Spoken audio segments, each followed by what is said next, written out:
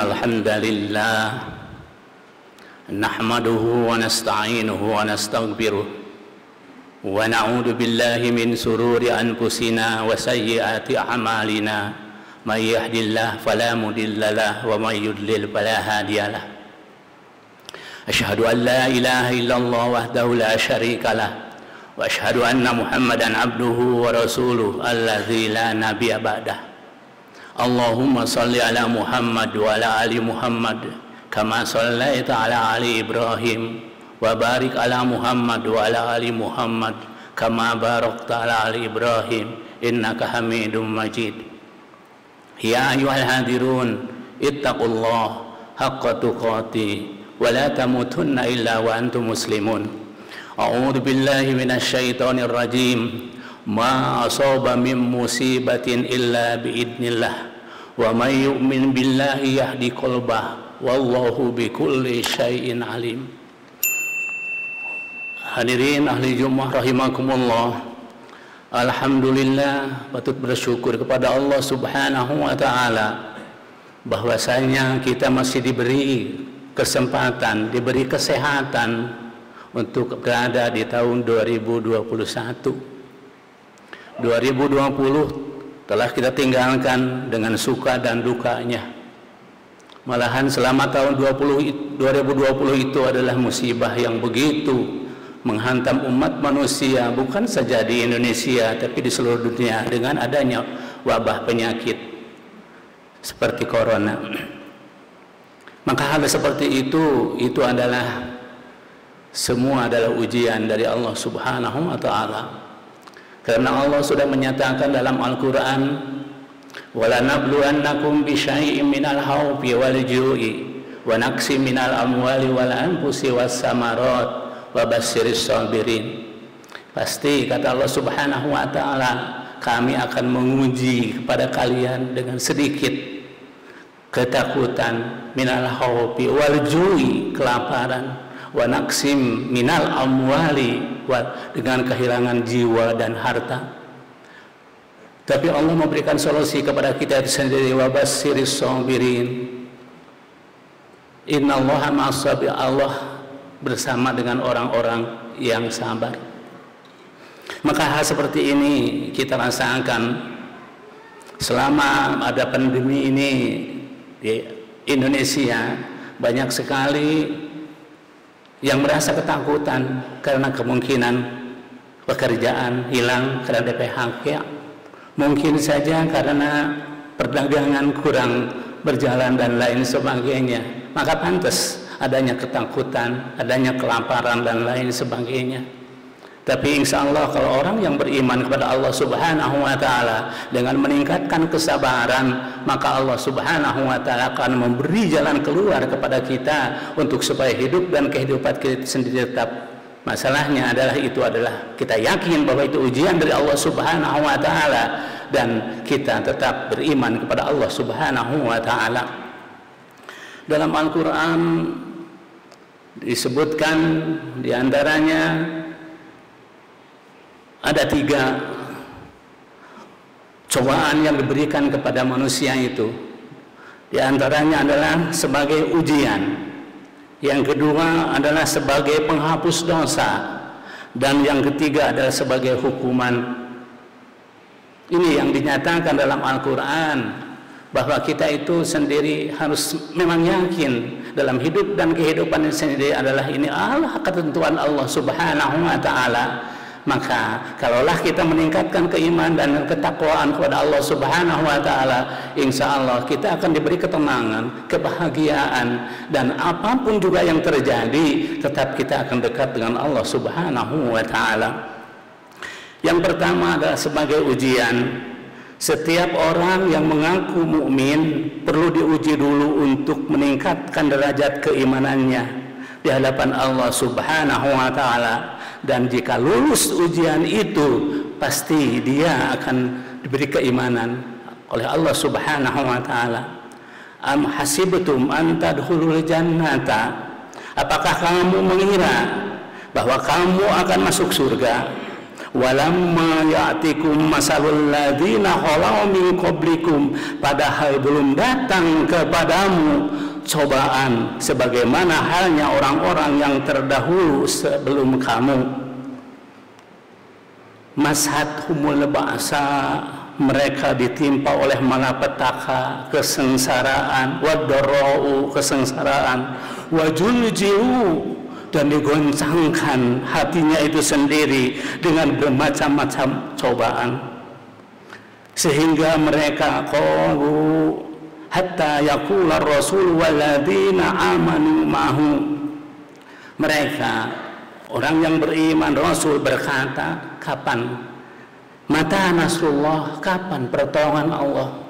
Karena ujian demi ujian sudah begitu berat rasanya dirasakan oleh manusia itu sendiri, oleh orang-orang terdahulu itu sendiri. Mata mereka mengatakan, mata nasrullah, bila, kapan pertolongan Allah subhanahu wa ta'ala? Maka Allah menjawab, ala inna nasrullahi qarib, pertolongan Allah itu sangat dekat. Tingkatkan saja kesabaranmu, tingkatkan saja keimananmu, insya Allah Allah itu akan selalu menolong kamu, dan Allah itu sangat dekat dengan. Maka orang yang selalu sabar dalam hidup dan kehidupan menghadapi permasalahan, maka an-nasru ma'as-sabri, pertolongan itu, kemenangan itu datangnya dengan kesabaran. Wal faraju ma'al karobi, kegembiraan itu dengan perjuangan, kesedihan. Ma'al innama fa inna ma'al usri yusra, dan sesungguhnya beserta kesusahan itu ada kemudahan. Ini hadirin rahimakumullah, kalau kita yakin kepada Allah subhanahu wa ta'ala, di mana saja kita berada, hidup dan kehidupan itu adalah diatur oleh Allah subhanahu wa ta'ala. Semua makhluk yang ada di dunia ini sendiri selalu ada penelitian Allah subhanahu wa ta'ala, perhatian Allah subhanahu wa ta'ala. Apalagi kita sebagai manusia, asal kita taat kepada Allah subhanahu wa ta'ala, menjalankan perintah Allah subhanahu wa ta'ala, di mana kita diperintah dengan ucapan sami'na wa ata'na, insya Allah Allah subhanahu wa ta'ala akan selalu memberi perlindungan kepada kita. Memang rasanya kalau kita rasakan begitu berat daripada ujian demi ujian atau datangnya musibah demi musibah. Pada tahun sekarang saja 2021, hanya dalam waktu 3 minggu saja sudah berapa banyak yang kita alami dengan adanya pesawat yang hilang itu, sampai yang jatuh itu sendiri mengorbankan jiwa dan harta. Begitu juga tanah longsor, itu pun juga mengorbankan harta dan jiwa. Gempa bumi itu semua adalah menghilangkan harta dan jiwa. Begitu juga dengan adanya kebanjir dan lain sebagainya, terus-terusan sampai selama 3 minggu ini tidak henti-hentinya. Itu adalah ujian dari Allah subhanahu wa ta'ala. Tapi untuk orang yang beriman itu semua, kita mendekatkan diri kepada Allah subhanahu wa ta'ala, bahwa itu yakin bahwa itu Allah menguji kepada kita itu sendiri. Banyak orang yang sanggup menghadapi ujian ketika sedang kesusahan, akan tetapi tidak sedikit justru manusia jatuh pada ujian dalam kesenangan. Pada waktu dia sedang keadaan tidak punya apa-apa, sampai datang ke masjid pun juga dia punya hanya sarung satu. Itu pun juga kalau dia berjamaah dengan Rasulullah SAW, cepat pulang ke rumahnya karena sarung itu ditunggu oleh istrinya untuk dipakai sholat. Itu adalah kejadian tak salah apa.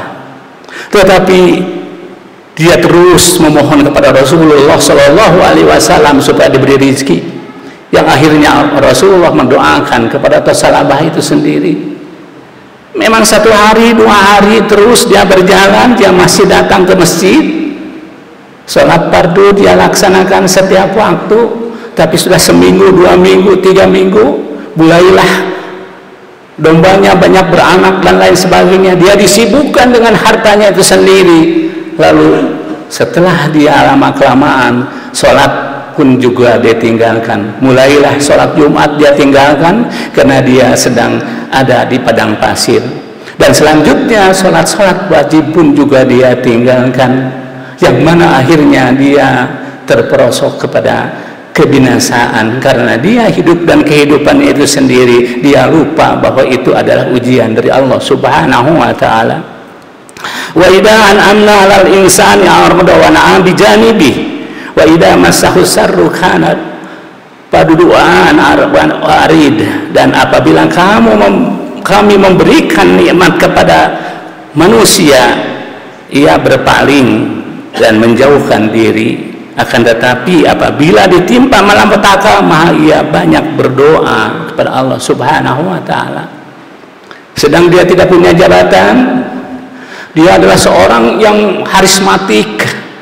Dia selalu membawakan ayat-ayat Allah Subhanahu wa taala, berceramah dengan memberikan kesejukan kepada hati manusia itu sendiri. Tetapi setelah dia punya jabatan, malahan dia lupa pada nikmat dari Allah Subhanahu wa taala, yang akhirnya dia seseorang yang sangat jauh daripada tuntunan Allah Subhanahu wa taala. Itulah adalah orang-orang munafik. Yang kedua,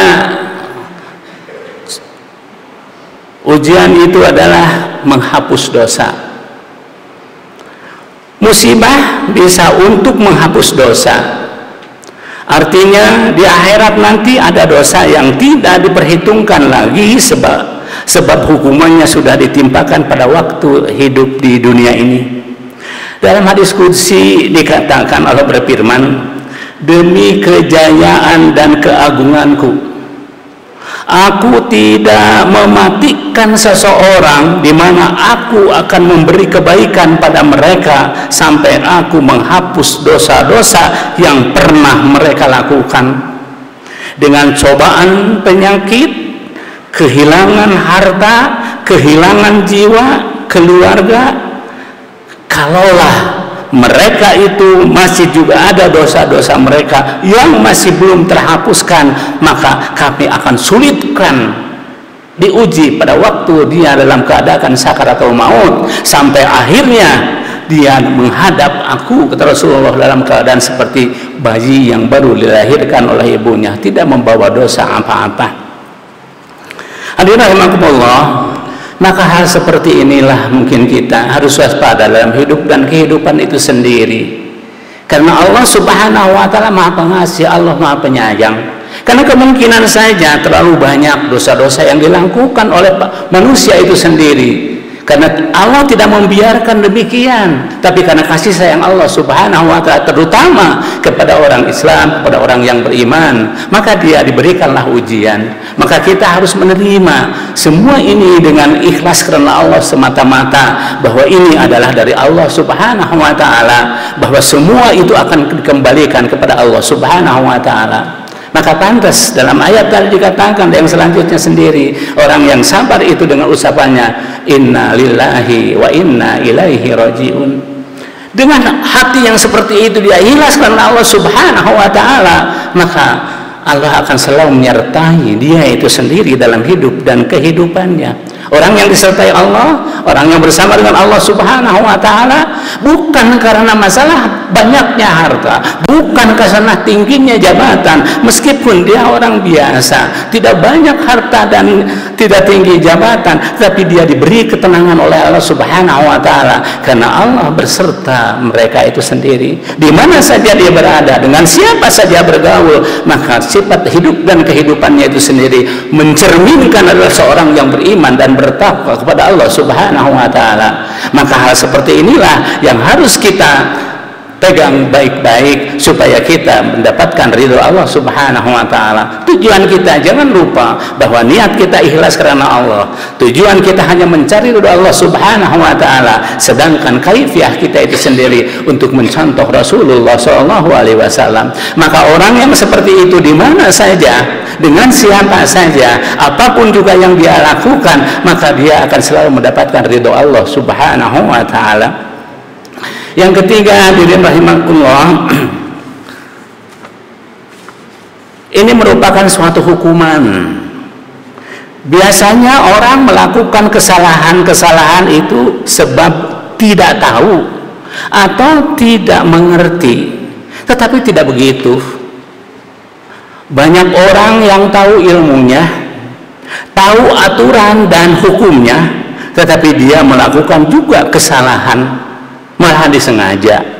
Contoh, banyak orang pintar yang berbuat kesalahan bukan karena dia tidak tahu bahwa itu salah, tetapi mereka tidak mau tahu atau pura-pura tidak tahu.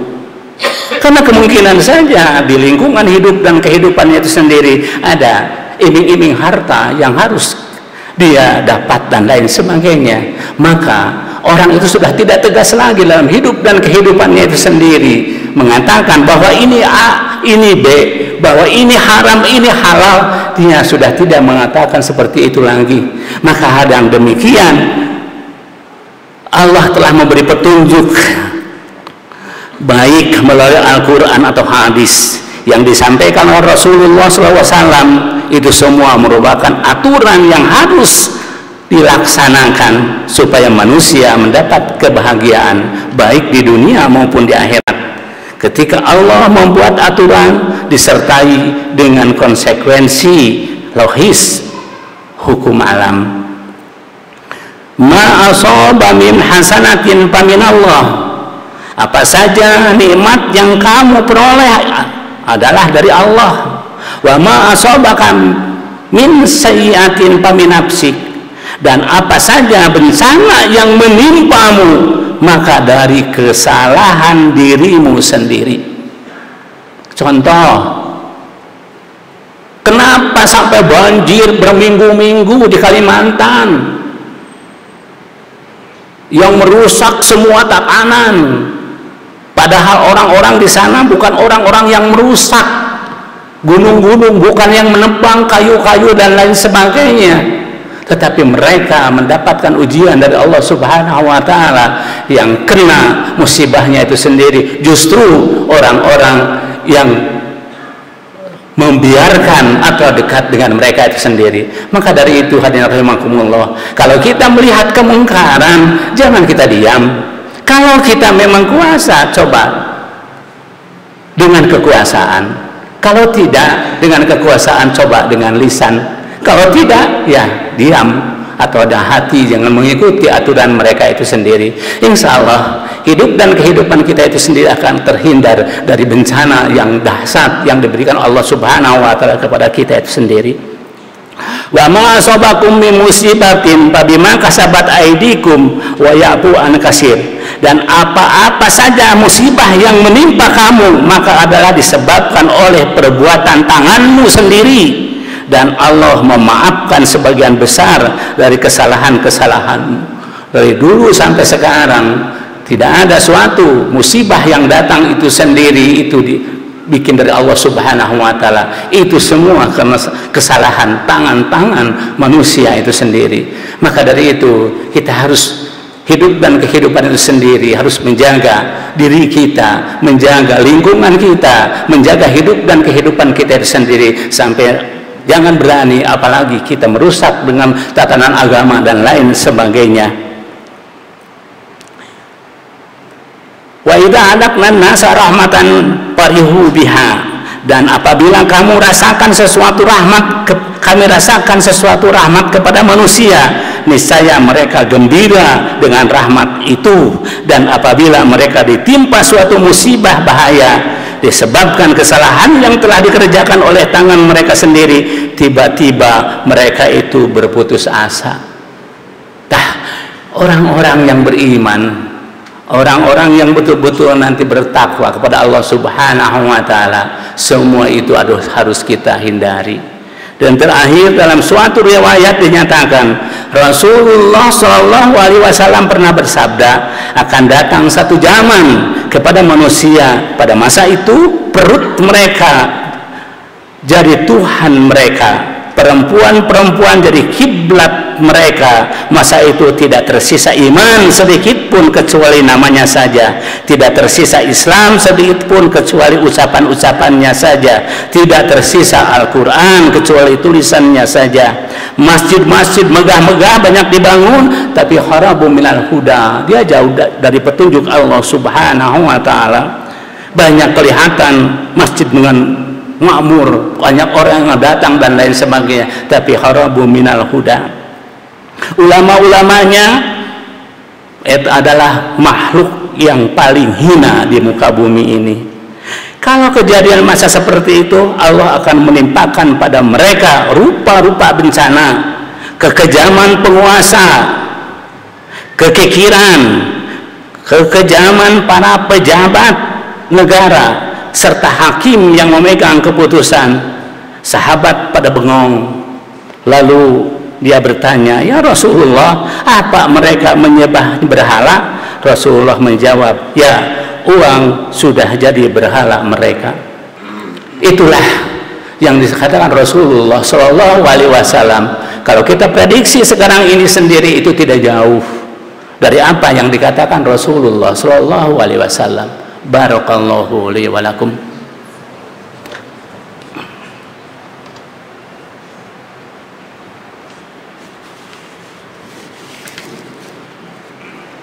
Alhamdulillahilladzi arsala rasulahu bil huda wa dinil haq liyudhhirahu 'ala dini kullihi wa kafa billahi syahida.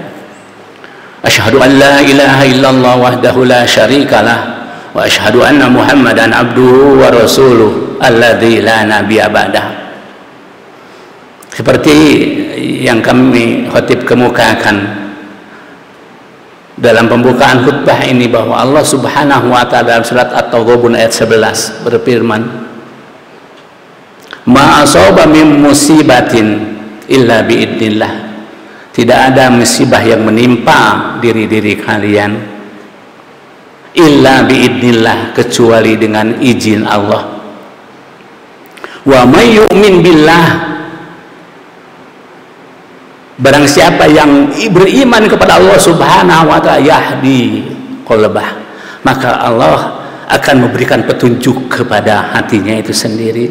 Ini jalan keluar, solusi dari Allah Subhanahu wa ta'ala dengan adanya musibah yang diberikan Allah Subhanahu wa ta'ala itu sendiri, untuk supaya kita benar-benar nanti taat patuh kepada Allah Subhanahu wa ta'ala, perbaiki akidah kita, jangan sampai bercampur kemusyrikan, perbaiki ibadah kita, jangan sampai bercampur dengan perbid'ahan. Maka Allah Subhanahu wa ta'ala dalam hal ini mengarahkan kepada kita sekalian dalam ayat-ayatnya, wa an aqim wajhaka lid-dini hanifa wa la takunanna minal musyrikin. Hadapkanlah mukamu kepada agama dengan tulus dan ikhlas, dengan tulus dan ikhlas. Janganlah kamu termasuk orang-orang yang musyrik. Jangan sampai kita termasuk orang-orang yang musyrik. Begitu kita mengucapkan dua kalimat syahadat, asyhadu an la ilaha illallah wa asyhadu anna Muhammadar Rasulullah, dari mulai diucapkan lalu hidup dan kehidupan itu tidak jauh daripada ucapan itu sampai kita meninggal dunia itu dalam keadaan asyhadu an la ilaha illallah wa asyhadu anna Muhammadar Rasulullah. Dan kita harus betul-betul yakin bahwa agama yang diridhai Allah Subhanahu wa ta'ala itu hanya Islam. Jangan sekali-kali berkata semua agama adalah baik, tetapi kita harus yakin bahwa agama yang diridhai Allah Subhanahu wa ta'ala hanyalah Islam.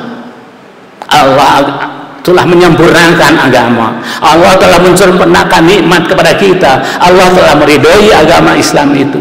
Maka kita jangan mencari agama selain Islam, dan kita jangan sekali bercampur bergaul dengan mereka itu sendiri. Wala talbisul haqqo bil batili wa taktumul haqqo wa antum ta'lamun. Dan janganlah kamu campur adukan yang hak dengan yang batil, dan janganlah kamu sembunyikan yang hak itu sedang kamu mengetahui. Urusan-urusan agama di orang-orang non muslim, orang luar Islam itu sendiri, mereka itu sendiri. Tapi kita harus tetap, kita tidak boleh untuk mencampur adukan sesuatu yang hak dengan yang batil. Kita tetap dalam agama yang diridhoi Allah Subhanahu wa ta'ala. Di mana saja kita berada, kita harus tetap masuk Islam itu dengan keseluruhan. Ya ayyuhalladzina amanu udkhulu bisilmi kaffah. Wahai orang-orang yang beriman, masuklah kamu ke dalam Islam itu keseluruhannya. wala tattabi'u khutuwatis syaitan, dan janganlah kamu turut langkah-langkah setan. Innahu lakum aduwwum mubin. Harus kita menyatakan berperang dengan setan itu sendiri, karena sesungguhnya setan itu adalah musuh yang nyata bagimu. Nah, inilah solusi dalam hidup dan kehidupan untuk menghadapi musibah-musibah yang kita hadapi ini sendiri. Mudah-mudahan saja hidup dan kehidupan kita tetap mendapatkan ridho Allah Subhanahu wa Ta'ala. Mudah-mudahan jalan hidup dan kehidupan itu sendiri tetap di dalam rangka Shiratal Mustaqim, tidak bergerak dengan masalah-masalah yang akan membawakan kecelakaan kepada kita, tapi tetap lurus untuk menuju kepada keridhaan Allah Subhanahu wa Ta'ala. Allahumma ihdinas Shiratal Mustaqim, Shiratal ladzina an'amta 'alaihim ghairil maghdubi 'alaihim waladdallin. Ya Allah ya Rabbi, ampunilah dosa-dosa kami, ampunilah dosa ibu bapak kami, ampunilah umat muslimin dan muslimat. Tunjukkanlah kami kepada jalan yang Engkau ridhoi, jangan sesatkan kami setelah Engkau memberi petunjuk kepada kami. Ya Allah, aku mohon kepadamu ya Rabbi, petunjuk untuk selalu dalam hidup dan kehidupan itu dalam jalanmu. Rabbana la tuzigh qulubana ba'da idh hadaitana wa hab lana min ladunka rahmah innaka antal wahhab. Rabbana hab lana min azwajina wa dhurriyyatina qurrata a'yun waj'alna lil muttaqina imama. Rabbana atina fid dunya hasanah wa fil akhirati hasanah wa qina adzabannar. Aqulu qouli hadza wa astaghfirullaha li wa lakum. Wassalamu alaikum warahmatullahi wabarakatuh.